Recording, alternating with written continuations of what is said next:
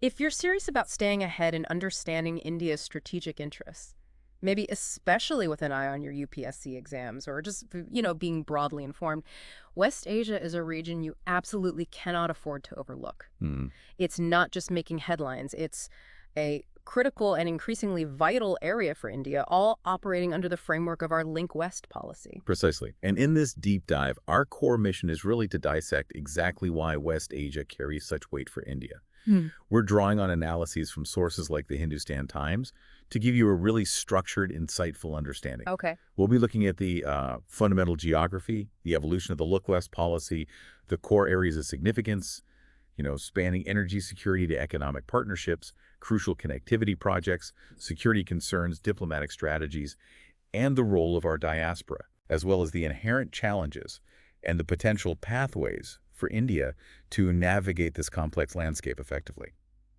Think of this as your curated guide, really, to grasping the essentials, saving you valuable time, and equipping you with key takeaways relevant for your studies and general knowledge. Okay, let's get right to it then. When we talk about West Asia geographically, what's the specific area we're focusing on here? Geographically, okay, so West Asia is positioned west of Central and South Asia, south of Eastern Europe, and north of Africa. It's defined by its bordering seas and gulfs. The Mediterranean Sea, the Persian Gulf, the Red Sea, the Caspian Sea, and the Gulf of Oman, all strategically vital waterways. Hugely important waters, yeah. Absolutely. hmm This region encompasses 18 distinct countries, and it's helpful to think of it in terms of its key subregions. Such as, give us a clear picture, maybe some examples. Sure. You have the Arabian Peninsula, which includes major players like Saudi Arabia and the UAE. Then there's the Fertile Crescent, a historically significant area that includes countries like Iraq and Syria. Right. The Caucasus region, with nations such as Armenia and Azerbaijan, is also part of West Asia, as is Anatolia, which is the main part of Turkey. That paints a good picture of the diversity. What about the demographics and, well, the natural wealth of this region? That's key, isn't it? It is. It's a region of about 283 million people. However, its global geopolitical significance is heavily tied to its, immense oil reserves, largely concentrated within the Arabian Peninsula. Yes. Saudi Arabia stands out not only geographically, but also as the region's largest economy, while Bahrain, on the other end, has the smallest population. This concentration of energy resources has profound implications for global politics and, naturally, for India's strategic calculus. Which leads us directly to India's Look West policy. Can you remind us of the main objectives here? What was the goal? India's Look West policy, which was initiated back in 2005, has the fundamental goal of significantly strengthening political, economic, and security ties between India and the nations of West Asia. The primary objectives are securing India's crucial energy needs, expanding trade relationships, and actively contributing to stability within the region. It's also important to remember that India has consistently aimed to maintain a position of neutrality in the various political disputes that, often arise in this part of the world. And how does India strategically view its relationship with these nations? Is there a specific way we frame it? Yeah, India considers the Gulf states as its extended neighborhood, recognizing the deep historical and contemporary connections. Interestingly, Iran is viewed as a key part of India's proximate neighborhood, underscoring the particularly strong geographic, economic, and cultural linkages. Proximate neighborhood, that's an interesting distinction. It is. This distinction in terminology sort of reflects the nuanced way India approaches its relationships in the region. So for those of us focused on why this all matters for India, the UPSC aspirants listening, in particular, let's break down the core significance. Energy security is obviously a major factor, right? It has to be near the top. Absolutely central. West Asia provides nearly 50% of India's crude oil imports. Just think about that. Half. Wow. Yeah. And considering that the region holds over half of the world's proven oil reserves and more than 40% of global natural gas reserves, its criticality to India's energy security, it just cannot be overstated. For an economy like India's, which is still significantly reliant on hydrocarbon energy, this dependence shapes a lot of our strategic considerations. And it's not just where we get our energy from, but also who our major trading partners are in the region, isn't it? It goes beyond just fuel. Precisely. Iraq, a vital source of our oil, was India's fifth largest trading partner in 2021-22. Qatar plays a crucial role, too, supplying a massive 41% of India's natural gas imports. Huge share from Qatar. It is. But the economic links are far broader than just energy. The UAE, with the significant boost from the Comprehensive Economic Partnership Agreement, the CEPI, is now India's third largest trading partner. Third largest, that's significant. Very. And Saudi Arabia is also a major player, ranking as India's fourth largest. That relationship was further solidified by the Strategic Partnership Council established back in 2019. So these robust trade relationships really highlight the deep economic interconnections. Beyond the direct trade in goods, how does West Asia figure into India's larger strategic objectives, particularly concerning connectivity and, trade routes? West Asia is instrumental in enhancing India's strategic connectivity. Consider the India-Middle East-Europe Economic Corridor, or IEE. Right, the IMEEC. The vision here is to establish a multimodal transport network linking India to Europe. Many see this as a significant strategic and economic alternative to China's Belt and Road Initiative, with the potential to sort of reshape trade flows and geopolitical influence. That's a major undertaking, potentially transformative. What other connectivity initiatives involve the region? Another key project is the International North-South Transport Corridor, INSTC. This is a strategically vital route connecting India to Central Asia and Russia, and it leverages Iran, particularly the Chabahar port. Chabahar. Crucial. Absolutely. This corridor is crucial for India's outreach to Central Asia, providing a land-sea route that bypasses traditional obstacles. And we also need to consider the importance of maritime choke points, like the Strait of Hormuz and Bab el-Mandeb. Yeah, absolutely critical points. They are. These are absolutely critical for ensuring the secure passage of both trade and energy for India. Any instability affecting these waterways has immediate and significant consequences for us. So it's clear that West Asia is vital for resources and trade arteries. Security must also be a paramount concern for India in this region, given the dynamics there. Without a doubt, West Asia is central to India's defense, security, and counterterrorism cooperation. We've seen a marked strengthening of ties with countries like Saudi Arabia and the UAE, particularly in areas such as defense collaboration, IT security, and joint efforts in counterterrorism. And the threats are real, aren't they? They are. The increasing threats from missiles and drones, as evidenced by attacks from Yemen's Houthi rebels and the recent Red Sea crisis, they underscore the inherent security risks in the region and necessitate India's active engagement. Right.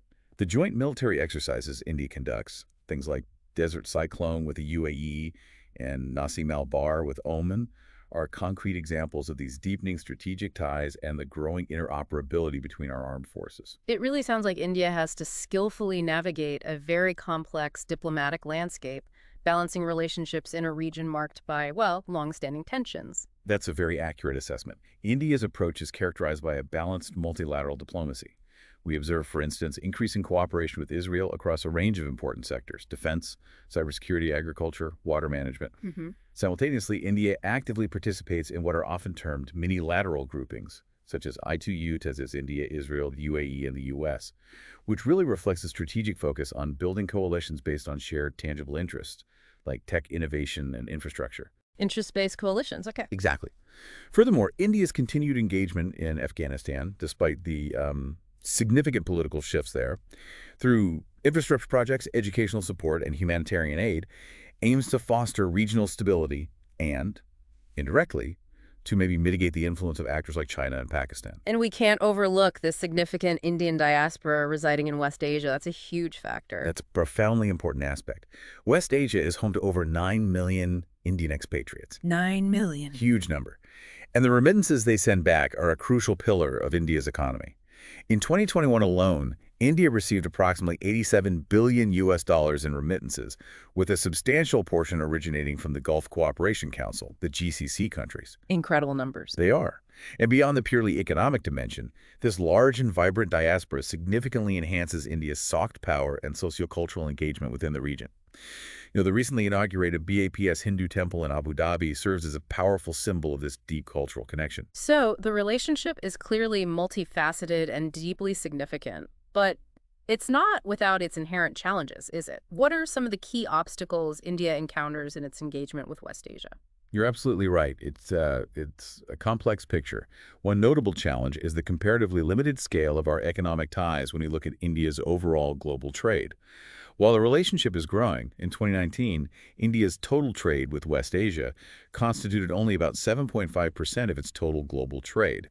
There's significant potential for expansion that remains, untapped. Right. And the region itself is known for its geopolitical instability. That must be a constant headache. Precisely. The persistent geopolitical tensions in West Asia present an ongoing challenge. Navigating the intricate dynamics, such as the Israeli-Palestinian conflict or the long-standing rivalry between Iran and Saudi Arabia, demand very careful and nuanced diplomacy. Tricky balancing act. Very.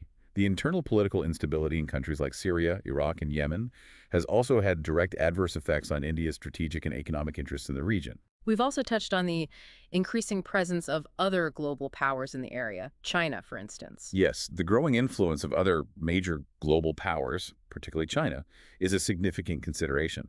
China has been strategically increasing its footprint through substantial investments in key infrastructure and port facilities, like the Jebel Ali port in the UAE and its involvement in the Duqm port in Oman. Right. This expanding presence inevitably presents a degree of competition for India's own maritime and economic outreach in the region. And given India's substantial reliance on West Asia for its energy needs, that must also represent a potential vulnerability, surely. Exactly.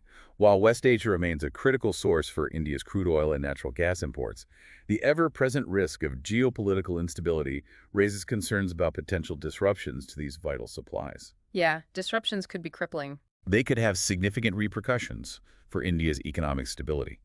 So even as India actively pursues a transition towards renewable energy sources, which is happening, maintaining stable and reliable traditional energy partnerships during this transition period is absolutely crucial. Given these complexities and the various challenges we've outlined, what strategic measures can India adopt to ensure it maintains a balanced and, well, mutually beneficial relationship with West Asia moving forward? Well, a cornerstone must be a carefully calibrated diplomatic approach. India needs to steadfastly uphold its long-standing principles of strategic autonomy and non-alignment, continuing to cultivate strong bilateral relationships with all key actors in the region, be it Saudi Arabia, Iran, Israel, the UAE, or others. So, avoiding taking sides. Exactly. By consciously avoiding taking definitive sides in the regional rivalries, India can best safeguard its own multifaceted national interests. Furthermore, actively supporting and participating in diplomatic initiatives aimed at de-escalation and fostering peace, perhaps like potential expansions of the Abraham Accords, can significantly bolster India's role as a constructive and reliable partner. What about strengthening the economic and energy dimensions of the relationship? Any specific steps? Diversifying our sources of energy imports and aggressively investing in and expanding our renewable energy capabilities are crucial long-term strategies. Right, the green transition. Yes. In the immediate and medium term, though, the focus should be on intensifying trade and investment with GCC countries, broadening the scope beyond just hydrocarbons to encompass sectors like technology, defense manufacturing, and infrastructure development. The India-UAE CEPA serves as an excellent blueprint Yeah, that seems successful. for the kind of comprehensive agreements that can substantially boost bilateral trade, and pursuing similar partnerships with other nations in the GCC should definitely be a high priority. And how can India enhance its security interests and counterterrorism efforts in the region? That seems vital, too. Bolstering counterterrorism and broader security cooperation is paramount. Collaborating closely with countries like Israel, Saudi Arabia, and Bahrain through enhanced intelligence sharing, conducting joint military exercises, and potentially even exploring more formalized mutual security arrangements can be highly effective in addressing shared threats like extremism and maritime security. So deeper defense ties. Yes, continuously strengthening our defense cooperation across all domains is also essential to safeguard India's strategic interests in this very dynamic region. Climate change is obviously a pressing global issue. How does that intersect with India's policy towards West Asia? Is there scope for cooperation there? Definitely. Enhancing regional cooperation on climate change is becoming increasingly vital. Existing frameworks like I2U2 could potentially be expanded to include a wider range of West Asian nations in collaborative initiatives focused on climate mitigation and adaptation. Makes sense. And given the significant challenges of desertification and water scarcity prevalent in the region, India can offer its considerable expertise in areas such as water conservation technologies, desalination processes, and sustainable agricultural practices. Sharing know-how. Exactly. Sharing knowledge and undertaking joint projects in these critical areas can build resilience and foster goodwill. Finally, the deep people-to-people connections seem like a significant asset. How can India further nurture these ties? beyond just the remittances. Strengthening academic partnerships, actively promoting cultural diplomacy, and encouraging tourism are all essential. Engaging with the youth in academic institutions across West Asia can foster long-term understanding and cooperation. Build bridges, basically. Precisely. Leveraging the power of digital collaborations, supporting media co-productions, implementing youth diplomacy programs, and even engaging through sports, as we've seen with the IPL's presence in the UAE and potential future engagements in Saudi Arabia, can further deepen these crucial cultural ties and build mutual understanding at a grassroots level. It's abundantly clear that India's relationship with West Asia is not only incredibly complex, but also strategically vital, particularly when we consider India's growing global role. For those of you perhaps preparing for your UPSC exams, gaining a thorough understanding of this intricate web of connections, challenges, and opportunities is, well, absolutely fundamental for your grasp of international relations and the nuances of India's foreign policy. Absolutely. Yeah. And it necessitates a dynamic and adaptable approach. Considering the evolving multipolar world order and the shifting sands of geopolitics in West Asia, it prompts a crucial question for us all. How can India most effectively leverage its deep-rooted historical ties and its increasingly diverse contemporary partnerships in this strategically crucial region, not only to secure its own long-term interests, but also to actively contribute to greater and more sustainable regional stability? That's a really thought-provoking question to consider as we wrap up. For more in-depth analyses of critical topics like this, which are highly relevant for your UPSC preparation and just general awareness, please make sure you hit that like button and subscribe. Yeah, do that. We also really encourage you to share your thoughts and any further questions you might have in the comments below. We're always looking for areas you'd like us to explore in future deep dives. And just to reiterate for clarity, the information and analysis we've discussed in this deep dive today are based on reporting and analysis from the Hindustan Times, offering a valuable perspective on this incredibly important and constantly evolving relationship.